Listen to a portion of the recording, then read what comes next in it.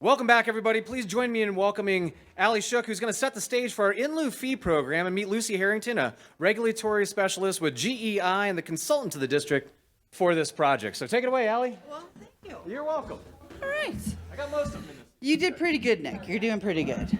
All right, there. That's way better. Okay, so I get to talk to you about the In Lieu fee program, also known as the ILF. And you're kind of like, wait, what? In lieu fee in lieu, skip to Malou, what is this thing? So this is basically another tool in our toolbox that we are working on employing. So I'm going to start today with the big picture and how this fits into our current work. Lucy will get into the nuts and bolts. Oh my God. Oh, the China shop. Okay. Okay, so why an in lieu fee and why now? Growth is happening. Between 2010 and 2020, the Colorado Springs metro area grew by 17%, which is more than double than the national average. And the city is nearing 500,000 residents. El Paso County is projected to hit 1 million people by 2040. And we believe that growth should help pay for the impacts that it creates, because when land changes, the water responds. So Allie, why don't you just write some more grants? Just write grants for the work. You know, grants are great, and we have been very successful in that, but there's not a lot available right now at the federal level. We're hoping that changes. So there's a number of other efforts happening that are helping our waterways. The city of Colorado Springs has committed to spending $460 million over the next 20 years with its stormwater program. They are making fantastic strides, but it's not enough. Our monetary mitigation dollars, $50 million, that sounds like a lot of money when you're dealing with projects that are $5, $10 million a piece. That money goes awfully quickly, and it is not enough. Additionally, there are currently no mitigation credits available in our entire watershed. So what's been happening when a project gets permitted for development, they're reaching out to the Army Corps of Engineers. Army Corps says, okay, you need this permit, you need to do some mitigation work. We'll let you buy a credit, but there's no credits in Fountain Creek, so you're gonna buy those credits in Trinidad. So development's been happening, and we're losing all of these valuable ecosystem services, and we just don't think that's right. So we said, shouldn't those impacts for mitigation in Fountain Creek stay in Fountain Creek? And shouldn't there be someone local helping to lead that? The answer is yes, and that answer is that yes is us. So back to the kind of the context of the MMF. We've put in tens of millions of dollars to benefit Pueblo County as the permit was intended. But you can see again, the permit conditions are for only new projects, so we have no maintenance money. It's to create a significant and not merely incidental benefit for Pueblo County. And, we've been doing all this great work, but there's no maintenance built in to what we've been doing. And with the ILF, maintenance is built in. That's a huge component of the program. So we do have the MMF committee. So this is in the 1041 permit. It says, okay, you're going to stand up a group to manage this money and make sure that it's spent well and effectively. So I'm the chair of this committee. We have the chair of our TAC, the chair of our CAG, and then 2 Pueblo County staff and 2 utility staff. So we meet monthly, look at the research, the studies that have been done, and say, okay, where can we put this money to the best use? We have used things like our floodplain management opportunity study. That's that middle picture where our friends at Matrix put together this study looking at every stretch of the creek south of the city of Colorado Springs and said, what projects are possible? There's a ton of them. So we use studies like that, and then the MMF recommends those projects to the board of directors, and those become our capital improvement projects year over year. So let's walk through a couple of the projects that we've done. So like I said, we've done 10 so far. This is Pueblo at 13th Street. And due to the 1041 permit and the nature of Fountain Creek, a lot of these projects have the same objectives: reducing erosion, reducing sedimentation. This one, there was a levee and a railroad at risk. So this one became elevated because of that. As part of our prioritization of how we select projects, we look at, are there funding partners? What is at risk here? Where is the most sediment coming from? And that's what we try to tackle with the MMF committee. So Pueblo at 13th Street, there was sediment entering the creek at a rate of about 15,000 tons a year. And we've gone back now. Remember, I talked about those effectiveness studies. Well, how did the projects fare? We went back, and the 15,000 tons has been reduced to 500 tons. So the USGS studies are confirming, okay, what we're doing is working. This is awesome. The flood and the levee are no longer at risk, and the flood flows are mainly staying in the design channel. What we're seeing with a lot of our projects is we need to focus on some vegetation. That vegetation is critical to getting it established. Those long-rooted plants are helping with that erosion control. So that's a big need that we're seeing once we're going back to look at these projects. All right. Overton Road is the next one. This is along Fountain Creek near the former Overton Road, Old Pinion Road crossing in Pueblo County. We did have some huge floods in 2013 and 2015, and the creek cut out a huge unstable bank, threatened nearby land. You can see that huge cut bank right there. And this is just like a glacier calving. If you've ever been to Alaska and seen those glaciers just dumping into the water, that's what happens with these sites. So this one in particular was producing 25,000 tons of sediment a year from 4 different banks. And when we went back, zero sediment contribution. So this is phenomenal. Another one is our Highway 47 project. In June 2015, there was a huge flood, and it basically shifted the channel and threatened that Highway 47 bridge. If you've been in Pueblo, this is a major thoroughfare down there. So we went to CDOT and said, hey, you're kind of at risk at losing this bridge, and this is kind of a big deal. And they said, oh yeah, we get it. We're going to partner with you. We're going to bring funding to the table. And guess what? That helped us elevate this project because we had that funding partner come in and say, okay, this is a really big deal. So we fixed the project, and then we had storm damage. Shoot. This is in 2023. June was one of the wettest months on record for this Colorado Springs. It's one of those weather pattern that makes Allie really nervous at night. What's going to happen to the creek? So this is the one that had that 20,000 CFS, the same rate as we see on the Arkansas River in our little baby Fountain Creek, and the project sustained $1.5 million in damage. Unfortunately, there was not a disaster declaration made in Pueblo County, so we weren't able to get any funds to fix it. What do we do when we only have money for new projects? We get creative. So we looked at the next stretch above the Highway 47 project, which is Eagle Ridge, and said, why don't we, after we did a little bit of alternatives analysis, what if we tied these two projects in together, had a more continuous stretch of restoration done, and then it could still be called a new project, and we could utilize those MMF dollars. So we got creative, and that's what happened. So Eagle Ridge was just completed this past year in 2025. This one was $4.4 million. These are really expensive projects, but it's holding up really well. We got some vegetation going before the fall season happened, and we'll keep monitoring this one. Our first project in El Paso County happened last year as well. So this was Fountain Creek, it is Fountain Creek, but it's in the city of Fountain. So again, this had infrastructure at risk. The road above Southmore Drive had been closed for a number, 4 or 5, 6 years. So cutting off residents from a nice neighborhood shopping center. Again, the huge wall you can see there of erosion, and really great work done by Matrix and Total Terrain with this one. This one was producing 55,000 tons of sediment a year. Again, multiple goals with all of these projects, the erosion and sediment control, creating a floodplain. You know, we've talked about our rivers and our creeks being so constricted.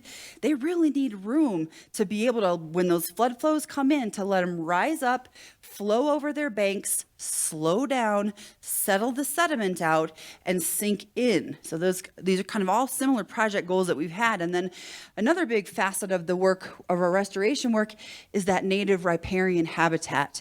We've planted hundreds and thousands of cottonwoods and willows and riparian species to benefit the wildlife, but also, like I was talking about, preventing the erosion. So another issue with Southmore Drive is there were a lot of landowners that we had to deal with. And so thank you to our attorney, Steve over there, and the other Steve over here, our operations manager, helping us negotiate all those landowner issues and get everyone into a happy place to see the benefits of doing this kind of work. So we do have some issues on this project already. There's some erosion happening from an above neighbor. It's kind of eroding on the trail. So again, you can't do a project and walk away. We have to continually maintain these projects. The next project we have on our list is going to be kind of our poster child, the Great Frost Wall. So this is Frost Ranch. If you're familiar, he's a farmer and rancher. So this is going to restore about 3,000 feet of Fountain Creek, 10 acres of riparian habitat, and again, this multi-beneficial project. When we did our lessons learned study, we said, man, that Mass Antonio project held up really well. Let's try that again.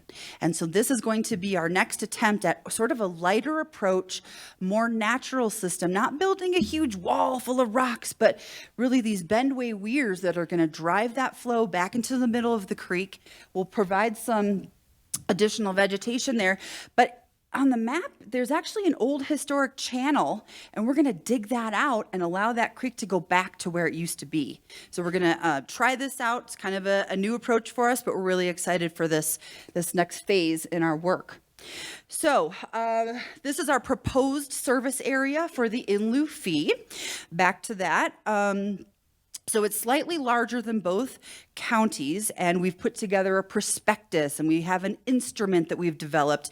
Our technical advisory committee has an in lieu fee subcommittee that's been helping to develop all of this stuff.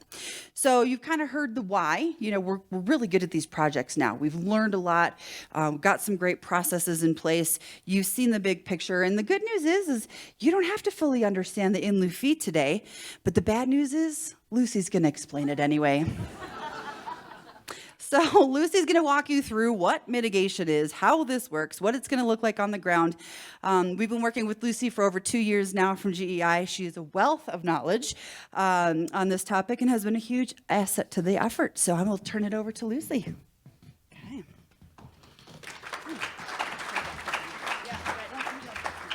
It's up to you. All right, Allie's a little taller than me, so give me a second to recalibrate here. Also, I'm trying to do technology, so we'll see how this works today.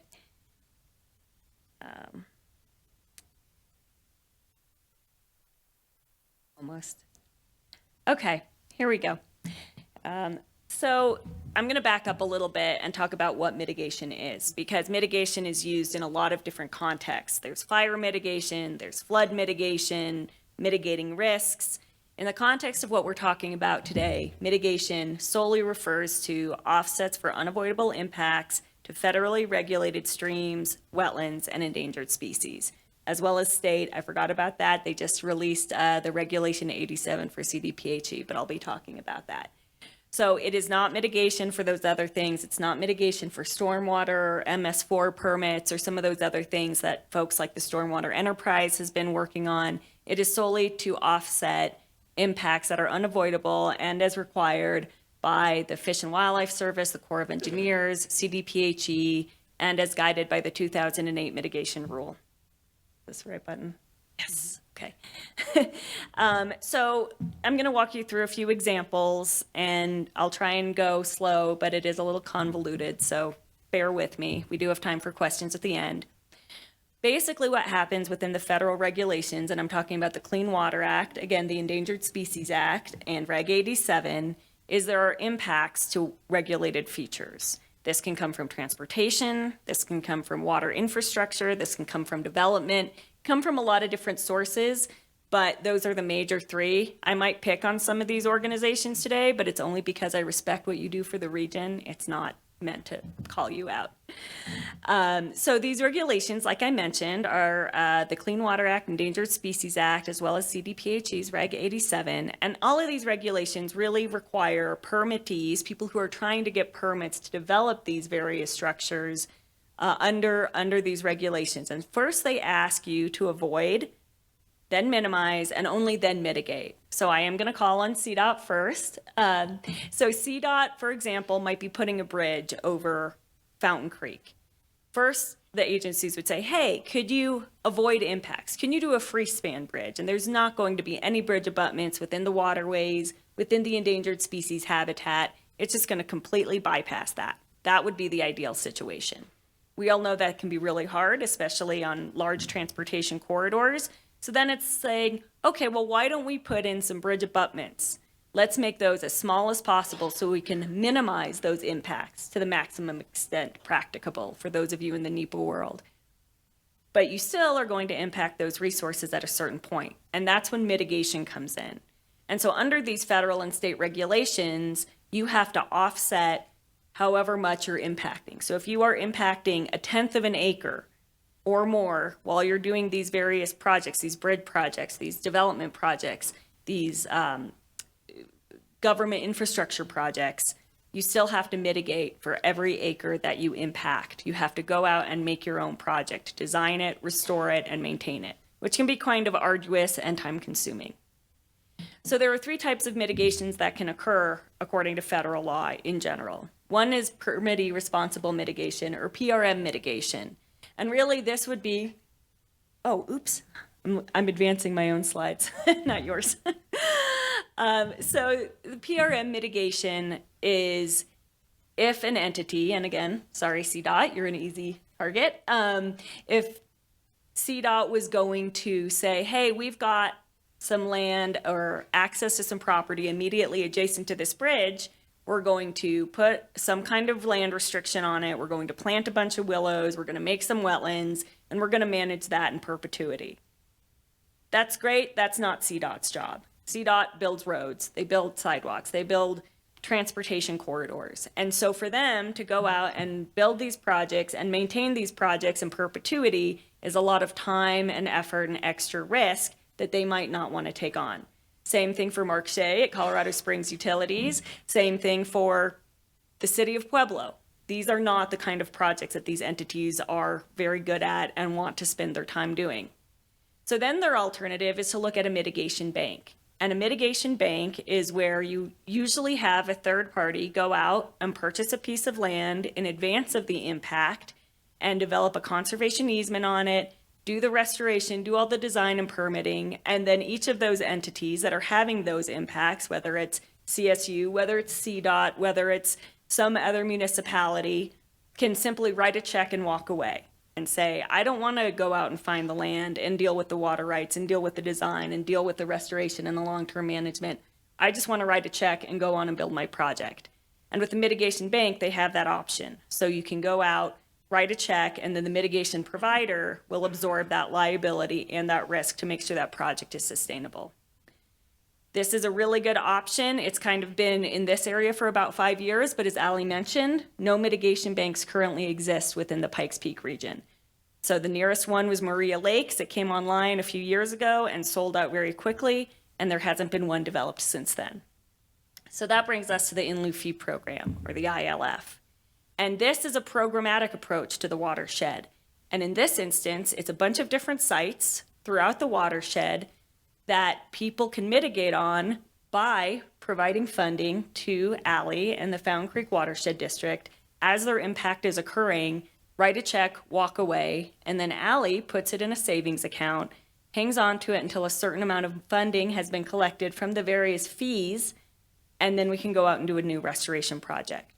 So it reduces the risk for the Fountain Creek Watershed District because they are paying with money they've already collected, and it benefits the watershed because it is benefiting the Fountain Creek Watershed as a whole and allows for a really strategic identification of where these sites are going to be. So you can identify a site up in Monument or down in Fountain or down in Pueblo and say, this is the site that is going to offset these impacts to these wetlands, to these streams, to these listed species in a well-coordinated way and in a very programmatic manner, playing off of some of those studies that groups like Matrix has done and some of the work that Stantec has done within this watershed. So really taking advantage of those plans already out there and the science from USGS, I think that's really important to emphasize, is really using a science-based approach to install some long-term, long-lasting mitigation. So I've got a little bit of a visual aid. Oops, if I can remember all the buttons. So this is just showing kind of how that process is for a permittee. So say you are at City of Colorado Springs and you're having an impact by putting in a new road or a new bike path. The agencies say, you go in for your Clean Water Act permit, the agencies say, hey, you're going to impact half an acre of wetland by putting in this new facility. You then contact Allie. She tells you how much it will cost to offset a half of an acre based on some fees that we'll go into in a moment here.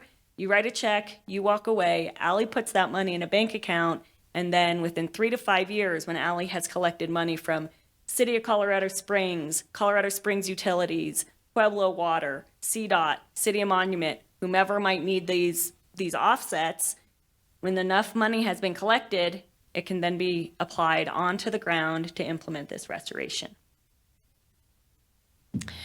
So I'm going to get into, again, a little bit of detail. Program participation is voluntary.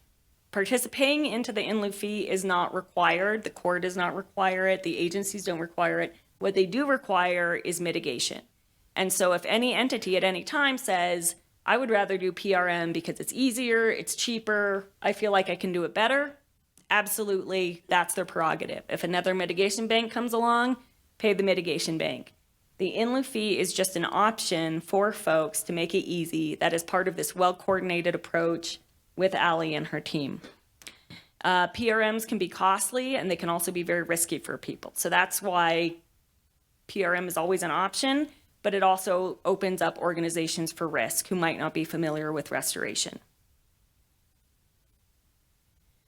So let's get into how this actually works. So as I've mentioned, credits provide these offsets, and the regulatory agencies for in lieu fee programs have a certain ratio. So these are ratios not set by the district. They're ratios set by the regulatory agencies that in general, for every 1 acre of impact, you have to mitigate at a 1.25 ratio. And the reason for that is because there is a delay in getting those wetlands out on the landscape. So if you think about wetlands as the Corps' money, you're being charged interest to loan those wetlands, take them off of the landscape for a little while until those funds are accumulated and can be put back out for restoration. So that's why you look at a kind of higher ratio if you're doing an in lieu fee program. You also pay for every 1 acre of mitigation to a species, you have to generally offset by purchasing 3 acres for species, just because of those habitat values that take some time to accumulate. The benefit, again, though, is that separation of liability and being able to do your project very quickly. I do want to emphasize that the funding from in lieu fee program is by permittees for their impact. So it's not a tax, it's not a grant, it's not a fee assessed to the whole public of a community. It is, if a developer is building a large development, that developer pays Allie the fees associated with having those impacts. So it's not something that gets assessed to the community. And I think that's an important point that sometimes gets lost in all of this. So what are those fees? So the fees are really developed based on input from the in lieu fee subcommittee, which is made up of member organizations as part of the Fountain Creek Watershed District. Thank you.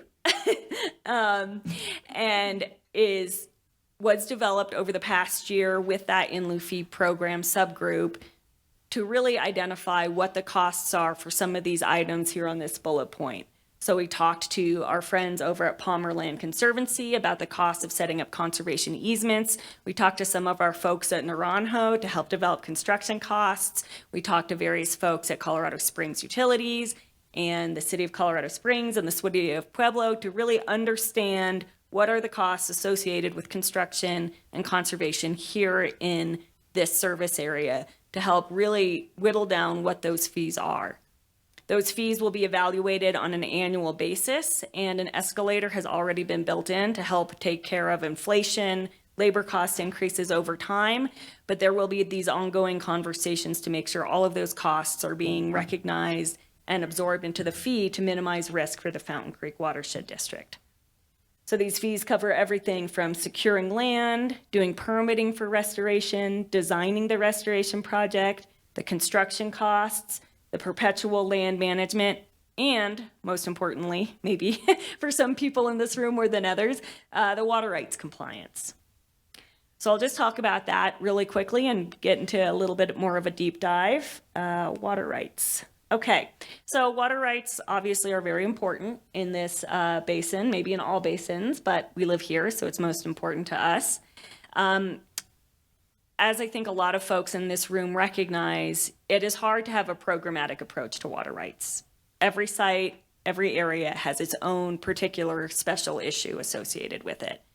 So while we're developing a programmatic approach as to how we're going to address water rights to the extent we can, having a lot of conversations with Division 2, Rachel's been great, she's been very engaged with us, we're going to have to look at it at a project by project level. So when we look at these sites, so we're developing this program now, and once we get the amount of money necessary to install that design, that's when we'll start looking at our library of sites that we want to implement this restoration on.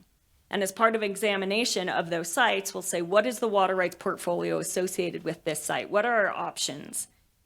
Most of the time, being fully honest, we will not obtain water rights because it is too expensive and it's going to be too hard.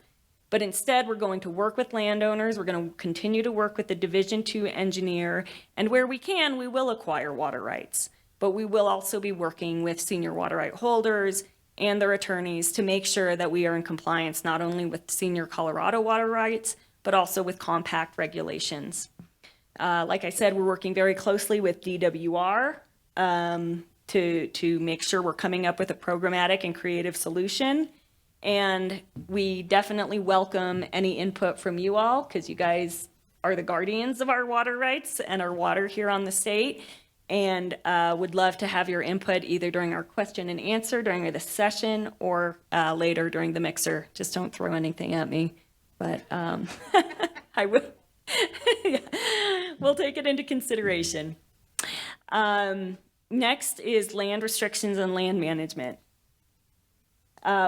Again, the district will likely not be owning public land or any land as part of this process because it's a lot of risk and liability for the Fountain Creek Watershed District and a lot more negotiations than I think might be necessary. Instead, we're going to be working with organizations like the Palmer Land Conservancy to develop conservation easements and take advantage of the network of folks that they know to put conservation easements on people's property. And so the way that works, for those who might not know, the landowner retains property ownership, but they put a conservation easement over it. They layer an easement over it that allows for the mitigation to be retained. Now, the conservation easements are more restrictive than maybe some of the traditional conservation easements in that high-intensity agriculture is not generally an accepted use because you're really doing these mitigation, these restoration projects for the species, for the aquatic resources. So we have to find the right landowners and the right projects. But those landowners can be public entities, they can be private entities, and it will be willing entities too. There's not going to be any kind of eminent domain or anything like that. I don't think Allie wants to deal with that. I certainly don't. There will also not be public access unless that's desired by the landowner who we're putting the conservation easement over. So if you're a public entity like Colorado Springs Open Space and you really want trails by your easement, by your restoration project, because that's a benefit for you and your community, excellent. We can incorporate that into the easement language. If you're a private landowner and do not want anybody on your land, this conservation easement can actually help protect your land even more and keep your private property private because it's the terms of the conservation easement.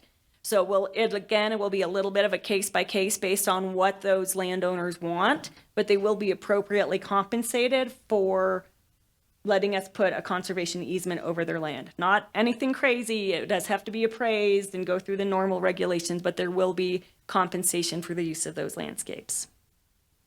And maybe one of the most important things about this program is that the mitigation program under the Clean Water Act and the Fish and Wildlife Service, and I think CDPHE threw this in there too, is there does have to be perpetual land management.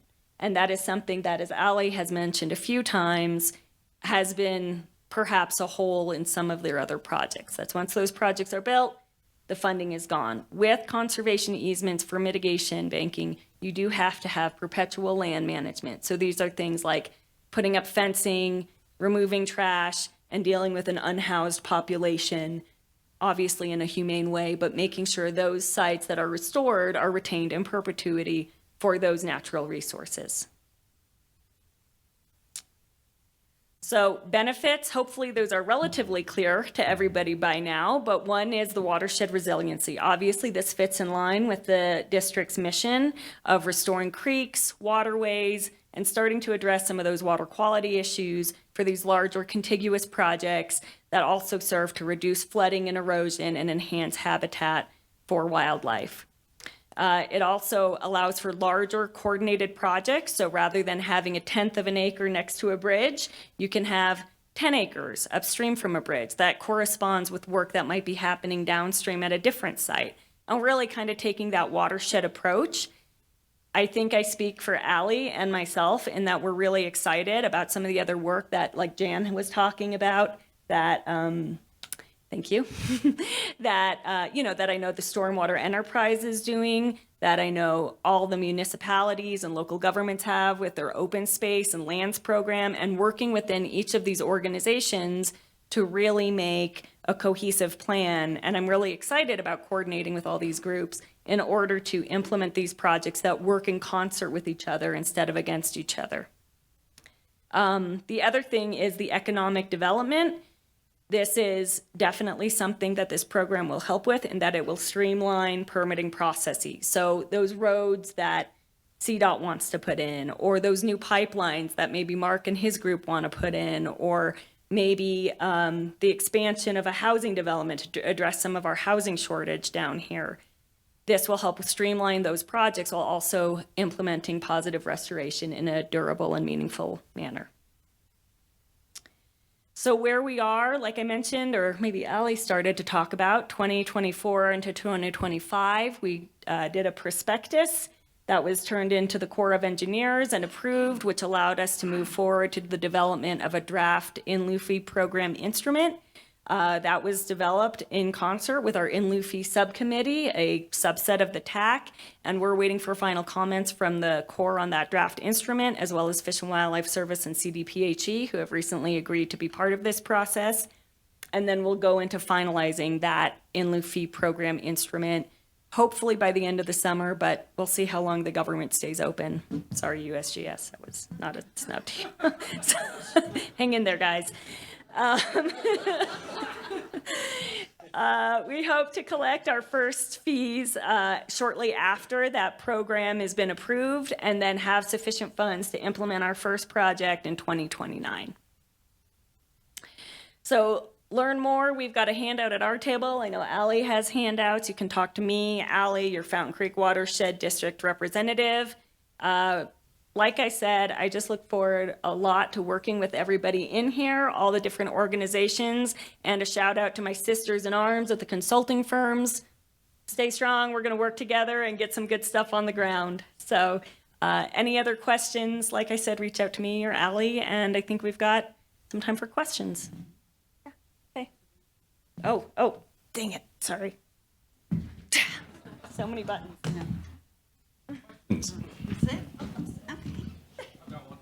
Yes. You probably hear me. So somebody's going to do a project somewhere in the watershed, and they are going to have an impact, say, of 1 acre that needs to be mitigated. And what they're going to do is they're going to come to you or come to the ILF and give money to mitigate that 1 acre. Is that right? Is this thing on? Yeah, okay. Yeah, so the fees are set by the Fountain Creek Watershed District. The amount that you have to mitigate is set by the federal regulatory agencies through the permitting process. There's no negotiation of the fee. They're going to do 1 acre, and you're going to say it's going to cost X dollars. That's correct. Now, so that money's in the bank, and you're going to build that money up to do mitigation down the road when you get enough. Is it for that 1 acre there, or is it for some other project somewhere else in the watershed? It can be for anywhere in the watershed. because the service area is both El Paso and Pueblo counties in the area of the Fountain Creek Watershed District. Yes.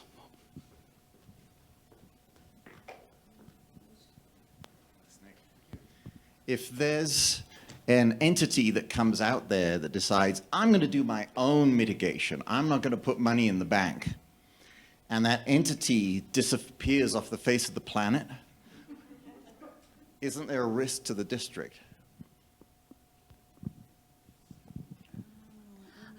I can take it. I don't think there is a risk to the district, except for there's a risk to the entire community. If the person who does the mitigation on their own walks away from it, then they are in violation of their federal permits potentially, and it is up to them to get right with the federal agencies. But that is not necessarily going to put the district at risk. It's just going to put that permittee at risk. So I'm seeing the category of fee requirement for perpetual land management, which appears to be the follow-on maintenance kind of portion of the fee. Does that maintenance portion of the fee, can that be applied to restoration and repair? I mean, we've heard how things get damaged. And perpetual land management doesn't, to my ear, necessarily fund the construction that would be required for repair and restoration in the event of damage.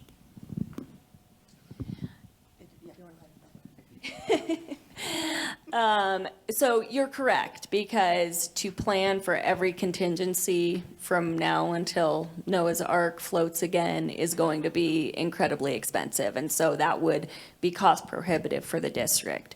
So you are correct, it's not going to be perpetual digging out, but it will be things like I mentioned, like basic land management, fence repair, unhoused. Yeah, go ahead. Just as a follow-on, actually, it would not, if that was loaded into the fee, it's not a burden for the district, it's a burden for the developer or the, CDOT or whoever. They're paying enough for a long-term view of that project, not just a rake the area and pick up the trash kind of a approach, excuse me, but pick up the trash kind of approach, which is a very short-term view, actually, for any kind of infrastructure, don't you say?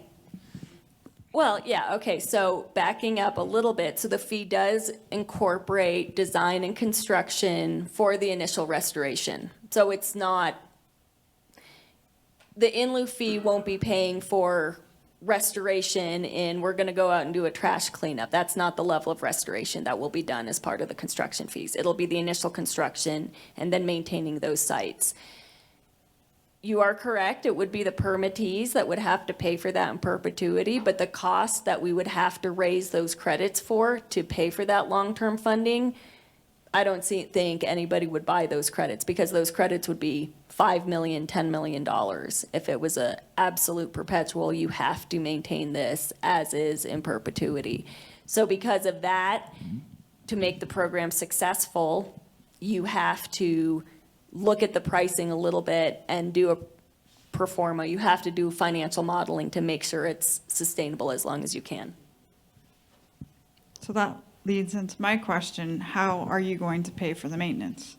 If it's just going to be those upfront costs, then how is the district going to have the funds to maintain the fencing and the cleanup and everything you've mentioned? All right, I'm gonna keep going. See how deep of a hole I can dig for myself. So excellent question. So what is baked into each single credit sale is a percentage of that credit sale for the construction, the design, the maintenance, and perpetuity.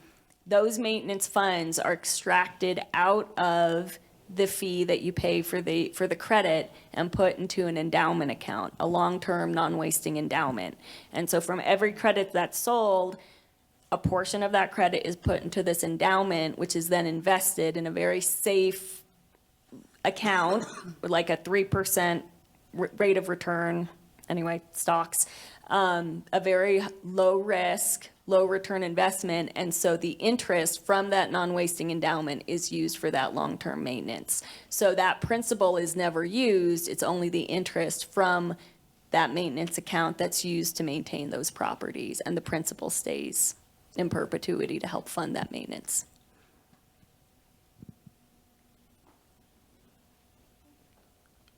Yes.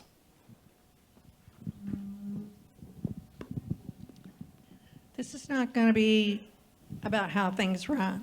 I would like to know how many projects we have planned for 2026 and how many of those projects are going to be done by ILF. We have one capital improvement project set for 2026. That's the Frost Ranch restoration with the monetary mitigation funds.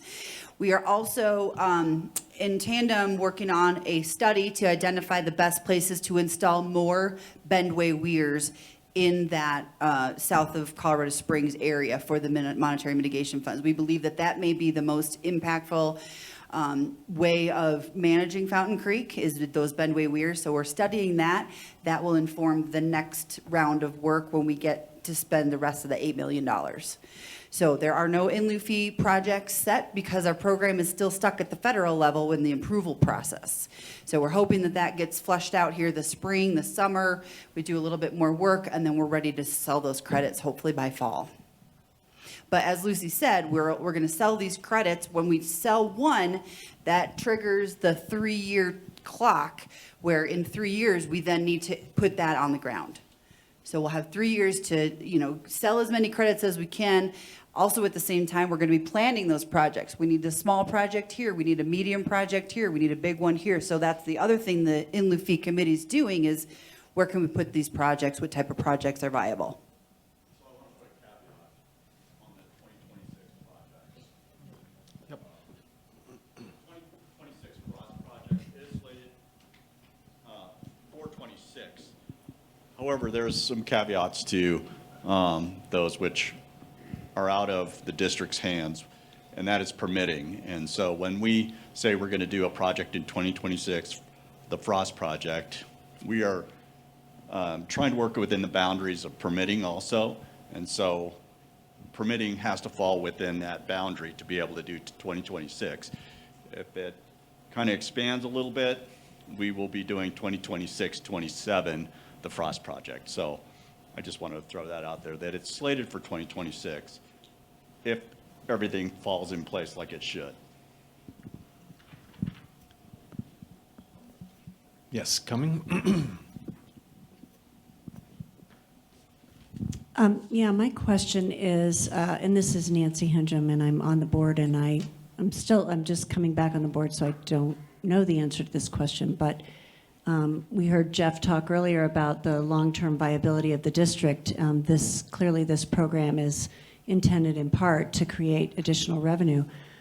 But what if for some reason, this doesn't either generate enough funds for this to continue, we run out of the MMF funds, the district has to dissolve, what happens to the funds that have been invested through these fees?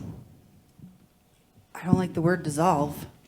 Well, I'm not arguing for that. Yeah. I'm actually just asking the hard future question, For sure. and as a board member who is committed to ensuring that we find other revenue to keep this going, I just don't know the answer to this question. Sure.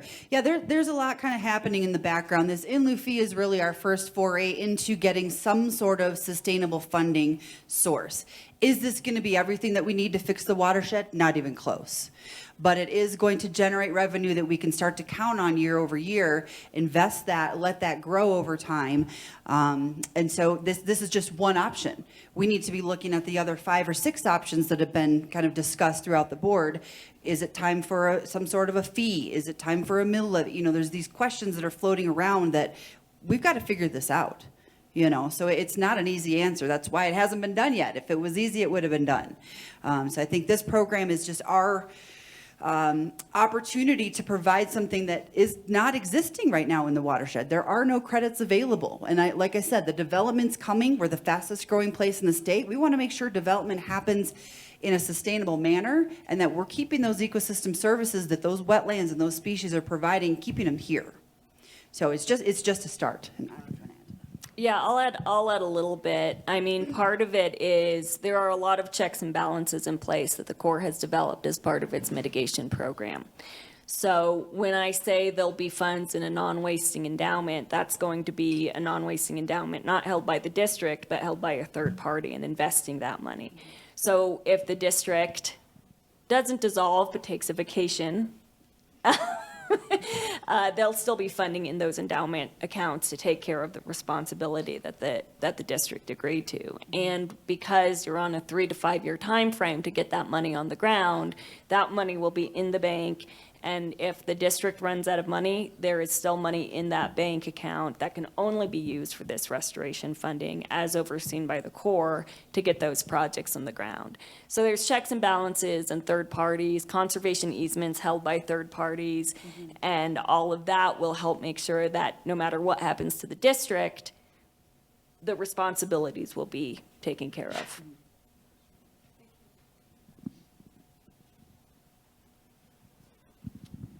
So I assume the mitigation ratios are set by the federal government.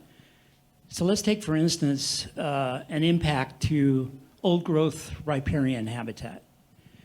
Is that the same mitigation ratio as, say, some barely minimal wetland habitat? It's still the same mitigation ratio? Yeah, the Corps does not discriminate on that, which is good and bad, right? Because it could be a half-baked stormwater detention pond leak creating some wetlands, and those still have to mitigate at a 1-to-1 ratio.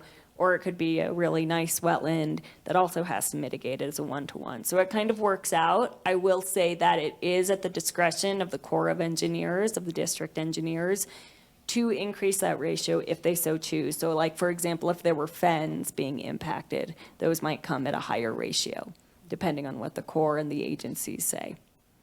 But in general, it's a 1-to-1.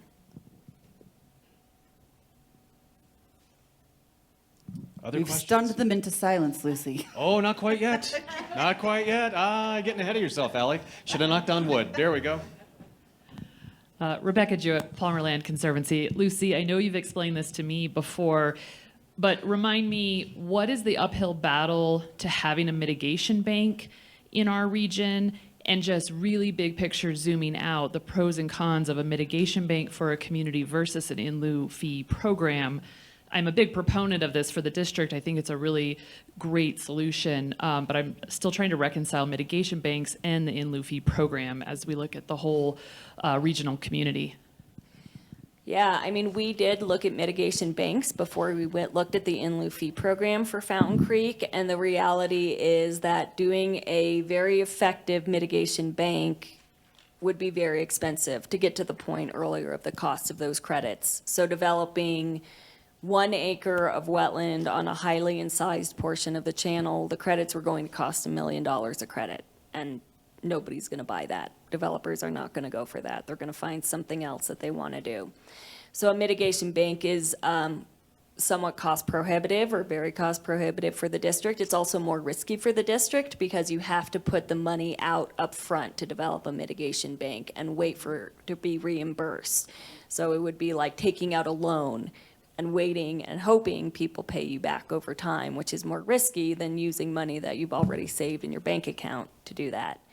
I think the in lieu fee personally is also a great program for this area because you have so many documents already developed. Again, the Matrix put together a whole bunch of FMO and different studies over the years that have already outlined areas to do mitigation. And so you've got kind of this roadmap already developed to have this holistic approach to the county versus working in isolation. We have time for 1 or 2 more questions. Where's my curious people? Thank you. Hi, Lucy. Just real quick question. Is this going to also include stream credits or just wetland credits? Yeah, we're going to do stream credits as well. Okay, great. All the better. One more, don't be shy. There we go. Ah, there's my not I shy. was waiting for Becky. wrapping I it could up. see her making faces. I have a zillion, but we'll talk on the side, Lucy.